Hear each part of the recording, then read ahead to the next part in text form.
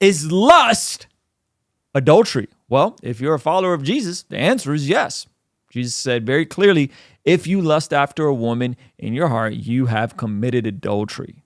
All right. Well, not according to Mr. Dennis Prager. Okay. We always talk about how conservative and Christian are not synonymous.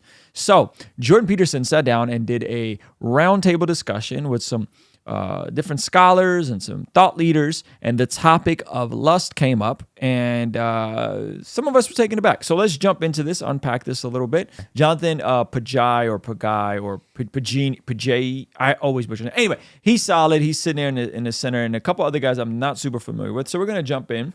Go. I am less interested in the interior person, morally speaking, than you are, and probably any of you are, and it's largely, I do believe, because I come from a behaviorist, law-based religion. What does that mean? Behaviorist, a law-based religion? Does the motive and the intent doesn't matter? Only thing that matters is the outcome. As a Christian, that's an absolutely crazy thought. It sounds ridiculous. Yeah. But I'm like, oh, I guess that's what Jews believe. Yeah, you got to tread very lightly with the J word. With the J word, okay? So just slow your roll. Zach's coming in hot like this. Zach's already on his sneako, okay? Slow your roll. Slow your roll, Andrew Tate. We care how you act. That's why we don't have a claim that if you look at another woman with lust, it's as if you've committed adultery with her. All right. Interesting. I am, as I said yesterday, I thank God for America's Christian. He has to say that, right? Thank God for America. You got to say that. Yeah. Like Ben Shapiro has to say that. Oh, yeah. Because so many Christians rock out with these guys. You got to say it. You got to say it. It's mandatory. Yeah, they'll keep it pushing when it comes to all their Christian disagreements. Yeah. Oh, yeah. For Christians, the world wouldn't know about the Torah. Thank God for America's Christians. And Maimonides said if it weren't for Christians, the world wouldn't know about the Torah. So I'm a big Christian fan. But obviously Christianity and Judaism are not identical religions. I wonder how he feels about them banning using the word Jesus in Israel right now. Yeah. Is he really a fan? Is he enough of a fan for us to talk about Yeshua when we're in Israel? Yeah, man. And proselytize to the Jewish people? Wow. Just saying. And we have no equivalent that if you look upon another woman with lust, it's as if you have committed adultery with your heart. There's only one way to commit adultery in Judaism, and it's with a different organ. And I'm not being cute. I'm being very realistic. Looking with lust is not a sin in Judaism. What's the stance on pornography? That is where this video begins to get interesting. Okay. Because you can say looking with lust is not adultery. Okay. Right? As a Jew, you can say that. Respect.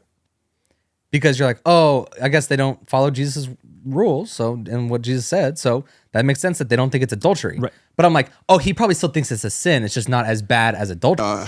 Looking with lust is not a sin in Judaism. Okay, I missed that. Darkness.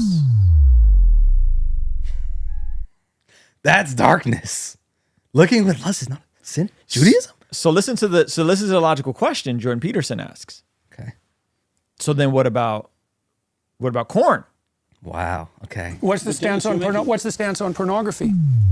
So pornography, when I'm asked this question, just to put you on the spot. You did indeed. Okay, so my answer, when it's raised on my radio show, I have a male-female hour, and I'm very open about sexual subjects. I always ask if a wife calls me and says my husband looks at pornography, I found on his computer, I have one question. How is your life of intimacy with your husband? Is it good? In other words, is the pornography in lieu of you or in addition to you? Mm-hmm. Whoa! Whoa! Whoa! This clip got 10 I know this. The question is, does it bring you closer together? That's the question. The question is it done in isolation or is it done with you? Now, I don't know how many people actually indulge in this sort of activity together, but I would say this is probably an act you do by yourself. If I were to share my own experiences, this isn't something I've ever done. So is that what he's saying? Is it in lieu of you? Like, do you guys do it together? Or is he saying, is he so pumped up about you or like that it's not affecting your intimacy? I don't know.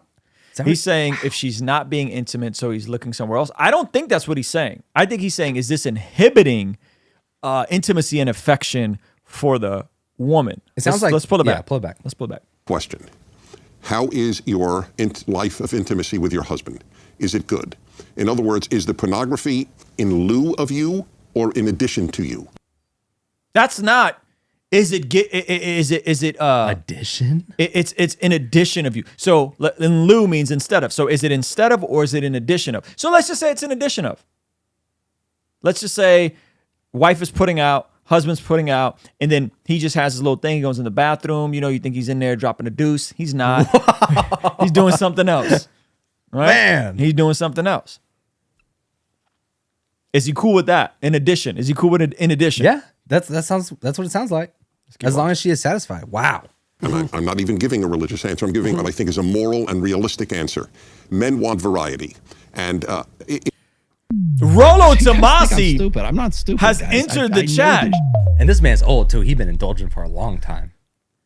Men want variety? He went full red pill, bro. He went full on red pill. if adultery is a substitute for, if pornography is a substitute for one's wife, it's awful. If it's a substitute for adultery, it's not awful. Basically, he's like, whatever you got to do to rub it out, man. Wow. If you're looking at Catherine, but you're married to Beth, you need to go please Beth and then rub it out at work. I'm shocked. This is good why these conversations are happening. Sometimes you just gotta let people talk, man. Yeah, man. Sometimes you just gotta let people talk. That is my There is unpredictable answer. There is a clinical rule of thumb that's akin to that, I would say. If you're trying to decide clinically whether someone's partaking in a habit, say use of alcohol, has reached the threshold of clinical significance, one of the things you do is ask the person you're assessing, now, is it interfering with your employment? Has it got you in trouble with the law? Is your family complaining? Does it stop you from doing other things that you should be doing? And so the judgment isn't the use of the forbidden substance itself. It is in some sense consequentialist. And I'm not saying that that's an absolute, but it is a hallmark of clinical judgment. But Dennis, you're making, I think, too big a gap between, behavior and where it comes from. And surely the 10th commandment is exactly that. You could expound everything Jesus said from thou shalt not covet thy neighbor's wife. Oops. Finally, somebody with some reason interjects with the conversation. I bet Ben Shapiro wouldn't have that trash Dennis Prager viewpoint. Dennis Prager is not on the Ben Shapiro level, I would assume. He doesn't have the little hat. You know what I'm saying? Oh, he's not. So Ben Shapiro is Reformed Orthodox. Yeah. So there's like the Orthodox with the dun-dun-duns, and then there's like the Reformed Orthodox. And it would be like the difference between fundamentalists and like evangelicals. Huh. Like fundamentalists like remove themselves from culture, remove themselves from society, remove themselves from art, remove themselves from science, right? And the like evangelicals don't see that as false binaries. That's how the Reformed Orthodox and the traditional Orthodox, and even within Orthodox is a whole wide spectrum. So he's probably more further left than than Ben Shapiro, who still wears the yarmulke. He's like the Torah is gray. You know what I'm saying? I don't know if he would believe that. He would have the Torah is gray YouTube channel. Well, I mean, this man just dropped law on him. He's like, oh yeah, I never thought of that. Yeah, like, there's only 10 of them. Yep. Yeah, he did point him back to the law. That's smart. Or another woman, you're not whatever. Well, the whole point of coveting, it begins in the heart.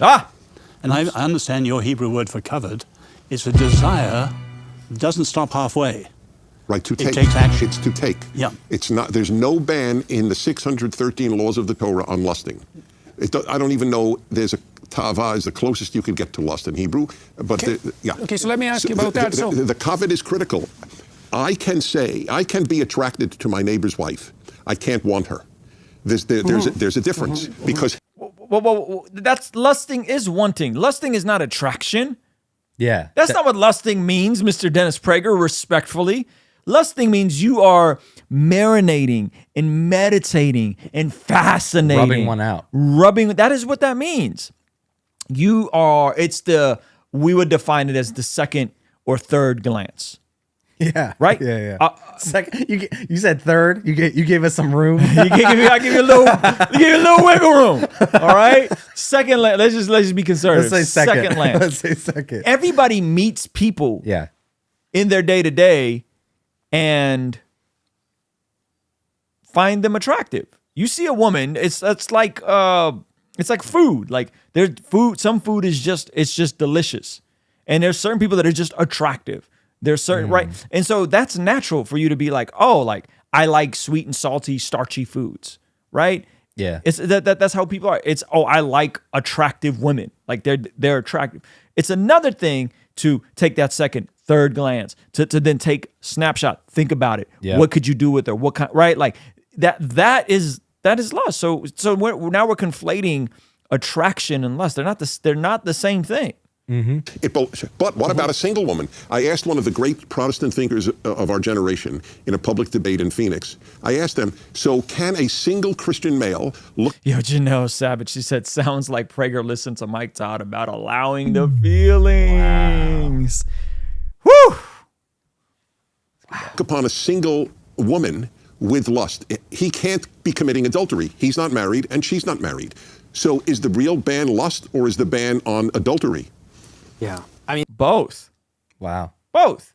Because if you are looking onto a woman with lust and she's looking onto you with lust, what's going to happen next is usually fornication. Yep. So is he okay with fornication? Is he okay with the logical conclusion of lust? That's crazy. at least for me, when I hear all of this from my own Orthodox perspective, it's bewildering because Yep. at least from the tradition in which I am, it's not a morality question. Even the word morality, it bothers me. At least in the Christian tradition that I participate in, the call is to be transformed. The call is to be free. That's the Come call. on. Christ is calling us to be free. And so the idea of like, can you lust or can't you lust or can you do this or not this? The answer is we have desires in us, and these desires tend to enslave us. They tend to pull us into themselves. And these laws are exterior ways for you to understand how it is that you can now be free from these desires. None of the desires are wrong. Like sexual desire isn't wrong, desire to eat isn't wrong. None of these things are wrong. Right. And then not just say Yeah, that. I literally literally just just said said, shout out to Jonathan, man. This dude, I reached out to have him on the channel, but he ain't hit me back yet. The problem is when they capture you. The subordination. Right. And so it's not about like trying to figure out if I'm sinning or not sinning. Like Right. if I go to confession, I ask forgiveness for all this. He's Eastern Orthodox, guys, just before you lose your Yeah. Sins I've done voluntary and involuntary. It's like I'm sinning all the time. If you want to know, like every all day long I'm sinning. But the That's idea why you're so much fun. That's what I'm saying. But the idea is rather Jordan Peterson. That's why He's you're so funny, much bro. fun. that to attend to my desires in the sense so that I'm not captured by them, so that I don't become obsessed, so that I don't fall into that. So to me, like the question of like legally trying to figure out like where I'm sinning and where I'm not, it's just like it pulls me into a world that I So if a man has, and I know this case, I know a man who was saintly in taking care of his Alzheimer's wife, who got Alzheimer's at the young age of 50, and watched over her and bathed her for a decade. And then, so I would just ask, With this man, I don't like where this is going. This man is gonna go to the most fringe example. This man is using him as an example. Stop. You know, my wife Chill. hasn't been able to provide. Chill. you asked me about pornography. So this man was faithful to a wife with whom he could not have relations, obviously, for a decade or more. I think it went to 15 years. Would he have been wrong in relieving his sexual tension with a photograph? I'm wondering if it's this. Listen. Amen. Listen. I understand that's a really radical example. You got to coordinate with your wife as she's losing it. Whoa. Oh, I get where you're going. You know what I'm saying? You're going to need some. Whoa. Wow. Darkness. A little bit, but like, bro. Yeah. Yeah. If you didn't coordinate ahead of time, you vowing to a life of celibacy. That's a fact. Dennis, maybe, and this is Take something this that I in have health. talked to people in my clinical practice about. So imagine there's and I guess we're into thou shalt not commit adultery, by the way, which is the next commandment. You can imagine an erotic image that compels sexual desire, and I think that's part of what we're discussing, the morality of that, or its potential to be an implement to the instantiation of an ideal.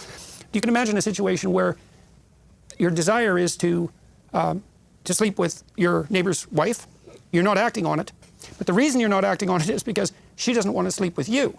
Now, it still seems to me that given that your desire is to undertake the act, and the only reason that you're not able to manage it has nothing to do with your moral stance. It has to do with the impossibility of the action.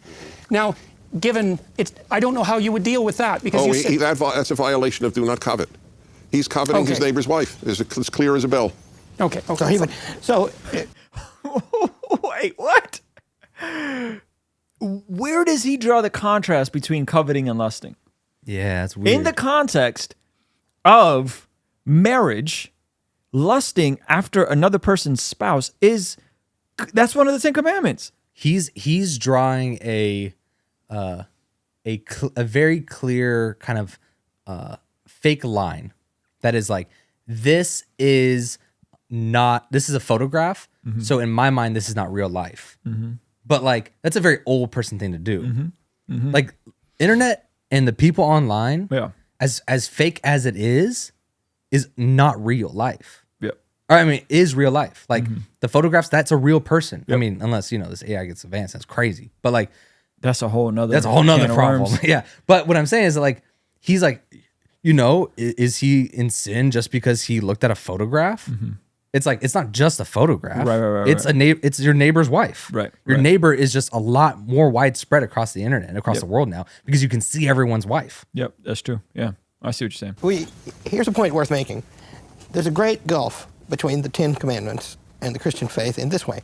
First of all, by the way, the 10 Commandments are painfully obvious, aren't they? Doesn't everybody know that before the tablets? But I had a great teacher. Most of my great teachers were Jews. Dennis will say maybe that's why I know things. But I wouldn't say that. I do. But there's a great man. He's dead now. His name was Harry Newman, and he styled himself a nihilist. And we would argue with him about that all the time, and he was a very, very learned man and a great teacher. And so sometimes when he wanted to put the point that he's a nihilist, he would say, I'm a non-practicing Orthodox Jew. Mm-hmm. Mm-hmm. And that emphasizes the point that it is a set of practices more than a set of beliefs. Whoa! Whereas Christianity is more a set of beliefs. Wow. Wow. That's Well, good. That's good. That's good. When I was in Israel, that was when we had Shabbat dinner with the Jewish family. They said that. We're less concerned with your thoughts and what you do. Less concerned with your thoughts and more concerned with what you do and what you execute on. We don't really consider thoughts and feelings. Wow. Yeah. So that's a good point he brings up. You could add the psychopathy twist to all of these. It would be, well, thou shalt not kill unless you can get away with it, and it works in your favor. The same with adultery, the same with stealing. And the question there would be something like, well, why shouldn't I do this if I can get away with it? Jeez. Wow. What an interesting discussion, man. Shout out to Jordan Peterson for putting this panel together. I think that was a great way to distinguish what the differences between Judaism and Christianity. Oh, yeah. And I think it gives a ton of insight to know that it is different. Like it is different, and it is something that the how matters to God. Yes. In Christianity. Like the how matters to God. The desires and the motives matter to God. Right? Like how and why matters as much as what. Well, it sounds like Dennis Prager saying, like, look, man, you don't actually out here smashing women, it don't really matter. You know? Yeah. If you want to go the extra mile and partner with us so that we could stay independent, answering only to you, and continuing to reject all of these brand deals, consider partnering with us online for as little as $5 a month so we never have to take a brand deal and make commercials like this one. Our friends at Genucel Skincare have exciting news to celebrate in 2023. Using Manscaped during my showers after workout has given me much more confidence. And that's where Mudwater comes in. True Classic has got your back. All thanks to the sponsor of today's video, SayMine.com. Established Titles is your opportunity to earn the title of Laird or Lady. Subject to credit approval, rates range from 7.99% APR to 19.99% APR, included 0.50% auto pay discount. If you don't want us to make ads with brands you don't care about, sign up for our online community for as little as $5 a month to keep us independent and ultimately answering to you as our boss. You get all sorts of benefits like daily replays of our after party streams, exclusive access to our Discord community, and early access to our podcast interviews, all starting for only $5 a month.